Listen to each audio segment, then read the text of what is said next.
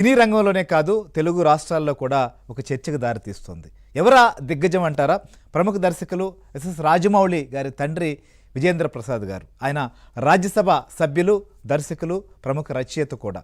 ఆయన సినిమా రంగంలో అనేక లోతుపాతులను, అనేక అంశాలను కూడా ఆయన దగ్గరగా చూసినటువంటి ఆయన రాసినటువంటి కథలు సూపర్ హిట్లుగా దేశవ్యాప్తంగా, దేశంలో అనేక మంది ప్రశంసలు అందుకున్నటువంటివి ఆయన చేతి నుంచి వచ్చినటువంటి కథలు. అంతటి వ్యక్తి క్షమించండి క్షమించండి క్షమించండి అని అనాల్సినటువంటి పరిస్థితి ఎందుకు వచ్చింది?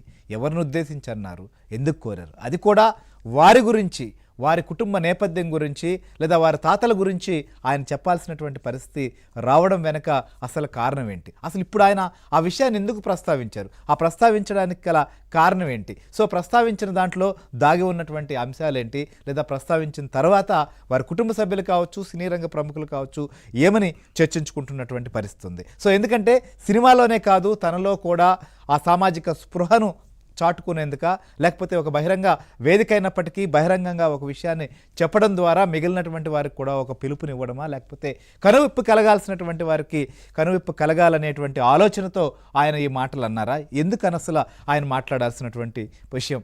అసలు ఎందుకు ఇలా కామెంట్ చేయాల్సినటువంటి పరిస్థితి వచ్చింది? గతంలో మనం చూసాం, రాజమౌళి ఏదైతే వారణాసి సినిమా సందర్భంగా చేసినటువంటి కామెంట్ ఏదైతే ఉందో దేవుడి గురించి, అది పెద్ద వైరల్గా మారింది. ప్రస్తుతం అదే తరహాలో వారి తండ్రి మాట్లాడినటువంటి మాటలు కూడా ప్రస్తుతం బాగా చర్చకు దారితీస్తున్నటువంటి పరిస్థితి. సరే, ఆ విషయం వేరు, ఈ విషయం వేరు ఖచ్చితంగా. కానీ ఇప్పుడు విజేంద్ర ప్రసాద్ గారు అసలు ఎందుకు అలా కామెంట్ చేయాల్సినటువంటి పరిస్థితి వచ్చింది అనేది మాత్రం మనకు చర్చకు దారితీస్తుంది. ప్రస్తుతం అసలు ఆయన ఏం మాట్లాడారో ఒకసారి విందాం. పెద్దలందరికీ, సభికులకి నా నమస్కారం అండి. నా పేరు విజేంద్ర ప్రసాద్. ఎన్నాళ్ళ నుంచో నా మనసులో గూడు కట్టుకున్నటువంటి ఒక దాన్ని ఇప్పుడు నాకు అవకాశం వచ్చి మాట్లాడటం కోసం ఈ అవకాశాన్ని తీసుకుంటున్నాను. నేను మా చాలా సంపన్న కుటుంబం అండి. నా క్లాస్మేట్ పేరు దుద్దే జాన్ ఫ్రెడరిక్ సుందర్రావు. మా అబ్బాయి నాతోనూ నాకన్నా కొంచెం సమానంగా బాగా చదివాడు కొన్నాడు. ఇద్దరు ఎస్ఎస్సి పాస్ అయిన తర్వాత లైలా కాలేజీలో చేరాము. మా నాన్నగారు అబ్బాయికి ఆర్థిక సహాయం చేశారు. ఆ రూమ్మేట్గా పెట్టారు. అంటే మా నాన్నగారికి పరమేక్షత లేదు. నాకు తెలిసి ఎప్పుడు నేను తప్పు చేయలేదు. కానీ నా తాతలు, ముత్తాతలు వాళ్ళు నోటితో చెప్పలేటువంటి భయంకరమైన ఘోరాలు చేశారు పరమక్షతతో. నోటితో కూడా అది తలుచుకున్నప్పుడు నా మనసు సిగ్గుతోటి, అవమానంతో కుంగిపోతూ ఉంటుంది. ఇన్ని తప్పులు చేశారా, ఆ వంశంలో పుట్టారా?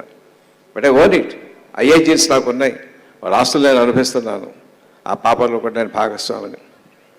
సో దాని గురించి మీ అందరి ముందు తల వంచి వినయంగా నమస్కరిస్తున్నాను. క్షమించండి, క్షమించండి, క్షమించండి, క్షమించండి, క్షమించండి, క్షమించండి. రైట్, మనం విన్నాం కదా, క్షమించండి క్షమించండి అని ఎందుకు ఆయన అనాల్సి వచ్చిందో. వారి తాతలు సమయంలో వర్ణ వివక్ష ఎలా ఉండేది, దానికి సంబంధించినటువంటి విషయంలో వారు కూడా చేసినటువంటి తప్పులకు సంబంధించినటువంటి విషయాన్ని నోటితో నేను ఇప్పుడు చెప్పలేనంటూ ఆయన ఒక భావోద్వేగానికి లోనయ్యారనుకోవచ్చు. ఖచ్చితంగా భావోద్వేగానికి లోనైన తర్వాతే మా తండ్రి కావచ్చు, నేను కావచ్చు, తెలిసి ఎక్కడ ఇలాంటి తప్పులు చేయలేదు, కానీ వారి వారసత్వంగా అనుభవిస్తున్నటువంటి ఆస్తికి నేను అనుభవిస్తున్నప్పుడు వారు చేసినటువంటి తప్పుకు కూడా ఇవాళ క్షమాపణ కోరుతున్నారు అనేది మనకు అసలు అర్థమవుతోంది. అసలు ఇంతకీ అసలు ఏ సందర్భం ఇది? ఏ సందర్భంలో ఇలా మాట్లాడాల్సి వచ్చింది? వీటన్నిటిపైన కూడా మనకు మరింత విశ్లేషణ అందించేందుకు మా cinema senior correspondent Om Prakash గారు మనతో పాటు ఉన్నారు. ఓం ప్రకాష్ గారు, గుడ్ ఈవినింగ్. అసలు ఏంటి, మనం విజేంద్ర ప్రసాద్ గారు చూస్తే ఆయన మాట్లాడుతున్నప్పుడు ఖచ్చితంగా ఆయన ఏ వేదిక మీద ఏ విషయాన్ని తీసుకొని మాట్లాడినా చాలా వినాలనిపిస్తుంటుంది. దాంట్లో ఏదో ఒక సందేశాన్ని ఇస్తారు. మిగిలినటువంటి వాళ్ళు కూడా అంటే విన్న తర్వాత కొంత గ్రహించేటువంటి పరిస్థితి ఉంటుంది. సో అలాంటి ఆయన అంత ఆవేదన వ్యక్తం చేస్తూ క్షమించండి క్షమించండి అంటూ అనాల్సినటువంటి పరిస్థితి ఎందుకు వచ్చింది? అసలు ఏంటి, అసలు ఆ వేదిక ఏంటి, అసలు అక్కడ ఎందుకు ఇలా మాట్లాడారు? సార్, యాక్చువల్గా నిన్న ఈవినింగ్ అండి రవీంద్ర భారతిలో అంబేద్కర్ గారి మొదటి భార్య రమాదేవి గారి సంస్మరణ సందర్భంగా ఆవిడ పేరుతో కొందరికి ప్రముఖులకి అవార్డుల ప్రదానం జరిగిందండి. దానికి విజేంద్ర ప్రసాద్ గారు ముఖ్య అతిథిగా వెళ్ళారు. ఆ సందర్భంలో ఆయన చేసిన వ్యాఖ్యలండి ఇవి. అయితే ఆయన ఇంత తీవ్ర భావోద్వేగానికి గురవడానికి కారణము ఏమిటి అంటే, ఎంతో కాలంగా ఆయన మనసులో ఆయన చెప్పిన మాటల్లోనే అది ఎప్పటి నుంచో ఆయన మనసులో ఉండిపోయింది. ఏదో ఒక సందర్భంలో అది చెప్పాలి. ఏదో త్రివిక్రమ్ శ్రీనివాస్ గారు సీతారామ శాస్త్రి గురించి ఒక మాట చెప్తుంటారు, చోటు లేని చాటు చోటు కల్పించుకుని మరి ఆయన కొన్ని చెప్పాలనుకున్నవి చెప్తుంటారు అని. అలాగే నిన్న అది సందర్భం అవునా కాదా అన్నదాన్ని పక్కన పెట్టి, కానీ ఇది కరెక్ట్ వేదిక అని విజయేంద్ర ప్రసాద్ గారు భావించారు అనిపిస్తోందండి. ఎందుకంటే కొన్ని సంవత్సరాలుగా ఆయన మనసులో ఉన్న మాటని ఇక్కడ కరెక్ట్గా చెప్తే కన్వే అవుతుంది అని ఆయన ఫీల్ అయ్యి అక్కడ చెప్పిన మాటలండి. అంటే ఇవేవో పెద్దవాళ్ళ మీద నుంచి వచ్చినాయని అనుకోవడానికి అసలు ఆస్కారమే లేదండి. ఎందుకంటే గుండె లోతుల్లోంచి వచ్చిన మాటలు అని ఆయన మాట్లాడుతున్న విధానం కానీ ఆయన వ్యక్తం చేసిన భావాన్ని కానీ మనం జాగ్రత్తగా గమనిస్తానండి. బిట్వీన్ ద లైన్స్ కూడా చాలా తీవ్రమైనటువంటి భావోద్వేగానికి గురయ్యారు. ఆయన చెప్పింది యాక్చువల్గా ఒక 1.5 minute చెప్పారండి, క్షమించమని ఏ సందర్భంలో చెప్పాల్సి వచ్చింది అని. ఇదే నిజానికి అన్నది అంటే నాకు ఈ మతపరమైనటువంటి కానీ కులపరమైనటువంటి వివక్ష అనేది నేను ఎప్పుడు చూపించను, మా నాన్నగారు కూడా చూపించలేదు. ఎందుకంటే అంటే ఇక్కడ సందర్భం కాబట్టి ఆయన అన్నమాటనే చెప్తున్నాను. అంటే నాకు స్నేహితుడైనటువంటి ఒక మాల వ్యక్తిని నాకు రూమ్మేట్గా మా నాన్నగారు ఆర్థిక సాయం చేసి అతన్ని చదివించి నాతో పాటు రూమ్లో ఉంచారు. కాబట్టి మా నాన్నగారికి కూడా అలాంటిది లేదు, అలాంటి భావన. కానీ కొన్ని తరాల ముందు ఇలాంటిది మా వాళ్ళు చేశారు, అది తలుచుకున్నప్పుడు బాధ కలుగుతుంటుంది. ఆ సందర్భంగా నేను క్షమించమని కోరుతున్నాను అన్నారు. నిజానికి ఇది చాలా స్వాగతించాల్సిన విషయం అండి.